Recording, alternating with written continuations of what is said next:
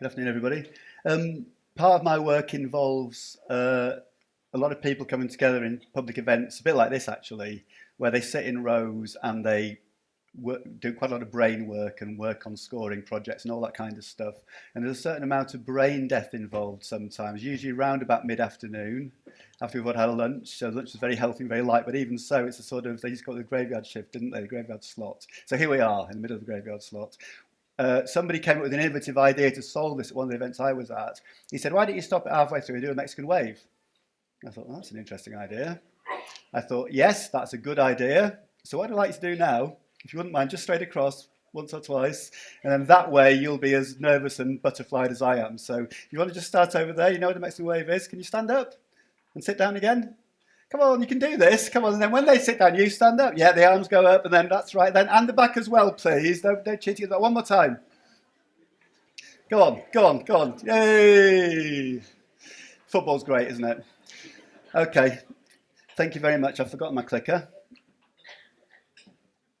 So, about 15 years ago now, I was working at a place called the Bradford Resource Centre up in West Yorkshire. It was a hotbed of left-wing activism, or a sort of slightly cooling bed of left-wing activism by that stage. And a woman called Hilary Wainwright came to give a talk on something called participatory budgeting, which I'd never heard of. She'd been to Brazil, where, if I say PB, is that okay? It's a bit of a mouthful, PB, where PB started, a place called Porto Alegre in southern Brazil. She'd done a lot of research there. She'd written a book in which one chapter was just about PB in Brazil. And she came and gave this talk. And it's like, for me, it was like a light bulb moment. It was like, this is fantastic. You know, why doesn't everybody do this? And I was fortunately able then to carry on following the work from then on in. So what is this thing called? What is this thing called participatory budgeting?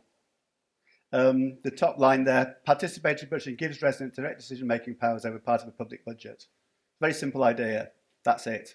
One person, one vote. The money gets spent on that basis rather than people being consulted and the council or the local authority or the governing body or the fund holder making the decisions on their behalf. It's that simple. We're not talking about the entire budget of Guernsey being decided on a Saturday afternoon in a room full of people. You know, it's a proportion of the public budget, not to frighten the horses too much. You know, so to bear that in mind. But the quote at the bottom there was somebody involved in Brazil in the early days. He said, it feels like we've decided it's PB. It feels like somebody else has decided it isn't. So a very simple idea. And in Porto Alegre, at its height, city of 1.2 million people, 80,000 people are involved in the PB process. They spend $200 million a year on, you know, it's directly decided by resident vote out of the main public budget. So it's a quite, you know, evolved, mature example of PB that's a sort of lodestar for the work that's gone on ever since, really. But the amount of money isn't important. What's important is the principle. We had a project in Hereford where it's £500 town council budget. They did a PB exercise with that. It's just as legitimate as the $200 million. It's the same principle. Residents have direct decision-making powers over a budget. So I was fortunate enough at the time to be working for a local strategic partnership in Bradford. It was quite fast-moving, quite quick on its feet. We had quite a lot of neighbour renewal funding at the time, and had it been the local authority, we might never have got this thing off the ground. But I said to the chief executive one fine day when the next round of funding was due to be released, can we do PB in Keighley, which is where I was working, my patch? And she thought about it for about a second and a half, and she said, yeah, all right then. So that's where my journey began. We set up this project where we invited residents from the entire town to come and vote on projects, you know, to be delivered back into their communities. And that was my sort of baptism of fire. And in the meantime, there was something called the PB unit over in Manchester, who were doing a lot of research and theoretical thinking about participatory budgeting. And I eventually just went off and started working with them and followed the work, really. I've been working in England for the past sort of 10 years. We've worked with health authorities, housing trusts, the police, local authorities as well. A big piece of work we did recently was with the Greater Manchester Police. They were interested in targeting areas that are vulnerable to organised crime. Because in these areas, in the inner city, you know, boroughs of Manchester, the go-to guy was often the drugs lord. You know, I've got a problem, go and see him, he'll sort it out for you. And the police wanted to grab that influence and that control back, you know, because it wasn't an ideal situation from their point of view. So what they did, they put a small amount of money, £15,000 in each of the areas into particular neighbourhoods that were vulnerable to organised crime. And residents came along and voted on projects that were going to address this issue or address, community cohesion issues in their localities. Now, one of the neighbourhoods after this project ended up having to employ an extra officer to field all the vastly increased levels of intelligence that were coming in, because the trust between the police and the residents was starting to be, rekindled through this process. Because the police were actually literally putting their money where their mouth is and saying, we are your friends, we're your go-to guys, we will support you in what it is you want to do in your community. One of the projects was funded from the the Proceeds of Crime Act, where the drug hauls are brought in and they're costed and the money comes back to the community. So the Proceeds of Crime Act money went into the pot, and the residents vote on how to spend that money back into their communities, which is a really nice virtuous circle. But at the event, one of the events I attended, they had mug shots of 4 drug dealers who'd been banged up on the back wall, they're protected on the back wall, and they said, please have a look at some of the sponsors of this evening's event, which went down very well with the local audience, as you can imagine. In the last couple of years, this slide, here we go, I've been working mainly in Scotland. That's the quote from the Provost of Nairn there. What do you have? You have deputies, and what's he's the head honcho in Nairn anyway. They're called provosts up there. And we had this event. It's a bit like lunchtime here. 170 people turned up. They voted on community projects. When the break happened, there was this incredible upsurge of energy in the room, a real buzz. People just talking to each other, networking, find out about each other's projects, all that kind of stuff. And the provost came up to me and he said, we should have thought of this years ago. He kind of walked into the room, saw it with his own eyes and thought, this is great, we want to do more of this. We were invited from England, Sassenachs, up to Scotland, because we were the experts in participatory budgeting at this point, to provide awareness raising sessions for the Scottish local authorities who might want to be interested in developing PB as an idea. Because on the back of the Scottish referendum, there'd been this massive upsurge in interest and democratic engagement. And as Mark was just saying, rather than just ticking a box every 4 years, can we keep talking about this in a way that means something to us? So the Scottish Government wanted to keep promoting that idea. We were invited to do awareness raising sessions in 6 localities across Scotland, and there are 32 local authorities in Scotland. And I think the Scottish Government would have been happy if 6 had taken up the offer of support. They're going to commission us to support the work and develop the work locally. They'd have been delighted with 10. We got 20 immediately. So 20 local authority areas immediately signed up to take forward some form of participatory budgeting. It now stands at 24, and we're trying to shame the other 8 into coming on board. So it's almost the entire country, which from our point of view is absolutely wonderful. The prize of getting to that point of critical mass is really exciting and something that we're very keen to keep working on and keep developing. There's about £5 million being spent already in Scotland through PB initiatives, and the SNP government have an aspiration for all local authority areas to spend 1% of their budget through participatory budgeting in the years to come. 1% is not a lot percentage-wise, but it's a massive amount of money in terms of pounds sterling. It's millions and millions of pounds. A couple of local examples from Scotland. In Shetland, it's a different sort of island to Guernsey weather-wise. They're very hardy folk up there, and I think they take their creature comforts quite seriously. So when you're waiting for a bus, you've got your own sofa to sit on.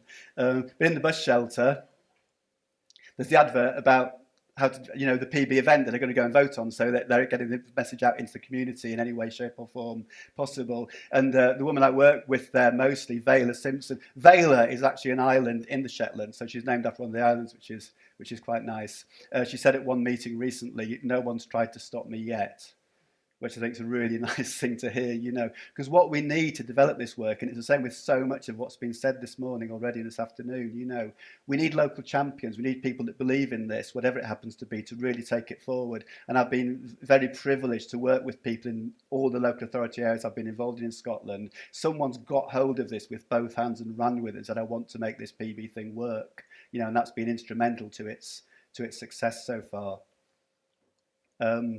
This is an island just off the coast of Scotland,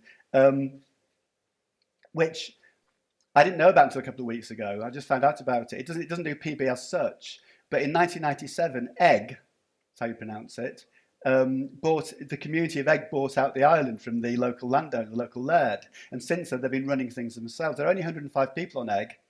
So it's slightly different from Guernsey with a population of 60,000. But the point is, they are in control of their situation, their destiny, their tourism policy, their governance policy, all the rest of it. And I think the quote at the bottom there is particularly helpful. We'd thrown off a system where nothing could be done without prior approval to one where anything and everything was possible. And that's really what a lot of what's being talked about today is about, and it's what PB is about in essence, getting to that point where people have influence, decision-making powers over their own situation. A couple of other island examples for you. In Orkney, where they have 13 sort of small island groups around the central mainland island, and they had to decide how to spend £35,000 of participatory budgeting money. And we brought representatives from each island group together to discuss this, and they became the steering group for the whole project. And it was very difficult to come up with something that worked. They couldn't get all residents from each island group to come to a central event in mainland because the expense and the time were just prohibitive. So they decided in the end to allocate an equal amount of money to each of the island groups, and they would vote on their own projects in each island, and then come together for a communal event on the mainland where they would vote, where delegates from each of the islands would vote on projects across more than one island. And I was at that mainland event, and it was fabulous because they brought their posters, these beautiful Orkney landscapes and what they'd done and what people said about it. It was a fabulous event. But the key point to consider about this is that the mechanism, the planning, the process, the decisions about how the thing was going to be operated was decided by the participants themselves. We didn't come in and say, you will do your PB programme like this. The Scottish Government didn't say that. They had to come up with solutions that worked for them, that they could live with and that were viable as far as they were concerned. And that's a really key component of any PB process. It's not just about voting on how the money gets spent. It's about how the process is designed and owned by the participants. And in the Hebrides, which is our poster boy example, we had a £500,000 bus contract up for grabs. And it was decided in the wisdom of the local authority they would use PB to actually decide what the bus contracts were going to be. The transport managers thought we'd all gone mad. Residents can't manage this level of complex information. So they sent out surveys. They got 200 responses from the surveys. These responses went to the bus companies to inform their tendering process. They wrote their tenders on the back of that information. The tenders, which are very complex documents, when I saw them, I thought, this is too hard, I can't do this. They're very complex documents.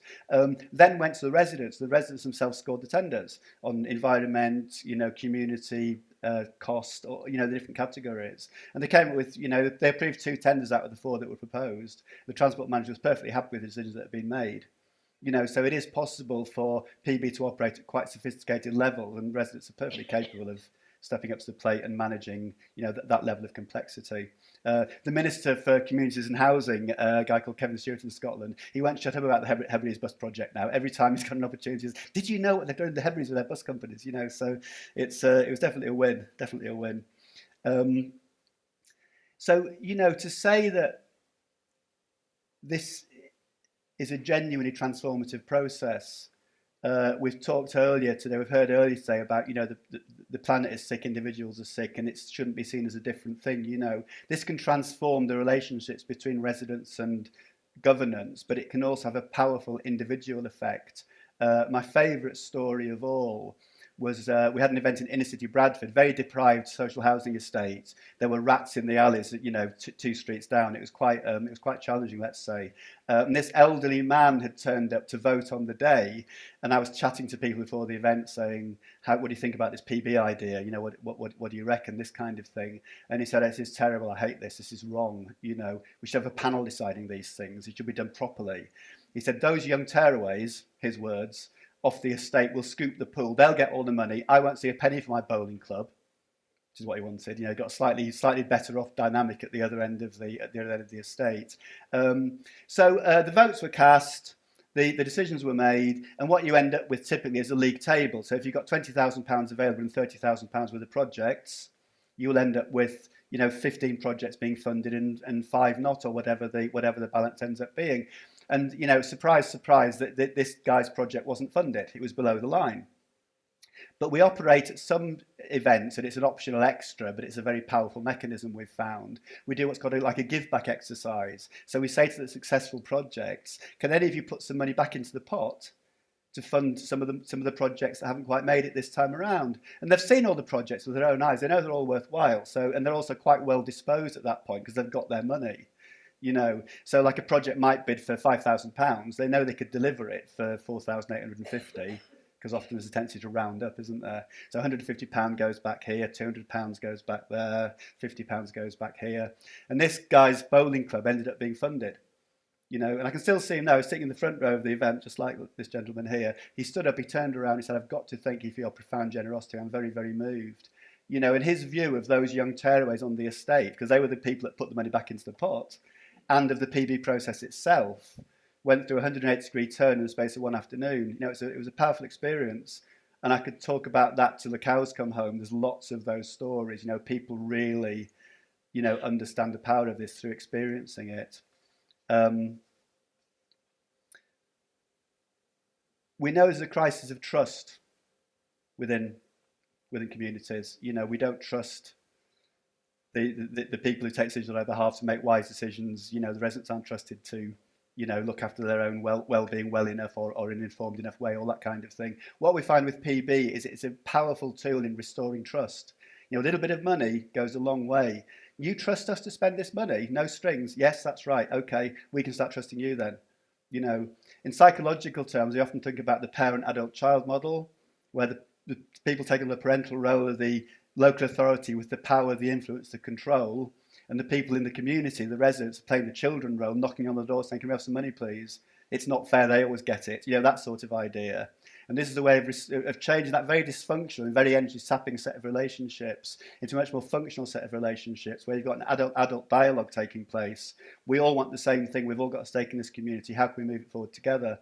And the PB methodology of just saying, "Here's some money you can spend," is a great way of moving that logjam and getting it to a place of health rather than dis-ease. And there's a final quote here, which I always love putting up. And I actually do have filmed footage of this guy saying this, so I can hold him to account on this any time I like. The Deputy Chief Executive of the Yorkshire Police Authority is a project we did a few years ago now. I approached as a local officer would who thought I was in charge and I knew best. I was very firmly told by the residents I wasn't in charge, I didn't know best, and they're absolutely right. So there we are. And he worked with Chris Parsons. She's a wonderful woman. She was the chair of the local residents association. And the first meeting I went to with them, all the officers, the police authority, the local council officers in their suits and their twin set suits and all the rest of it, sort of filed in down one side of the room. It was a long table. They filed in down one side of the room and they all sat down. All the residents filed in and just nobody told them to do this, sat on the other side, arms crossed. You know, this was the body language. And that's what we found shifted through getting engaged in the PB process, you know. And Chris, bless her, you know, she grabbed hold of PB with both hands. She'd said, "I'm fed up of being done to," her words, you know, by the council. "I'm sick of that." And she understood what PB meant and what the potential was. And she said at the end of the programme, the PB process has changed for the better out of all recognition our relationship with local officers and elected members. So that's what we're in the game of trying to achieve. Thank you very much for listening. Thank you.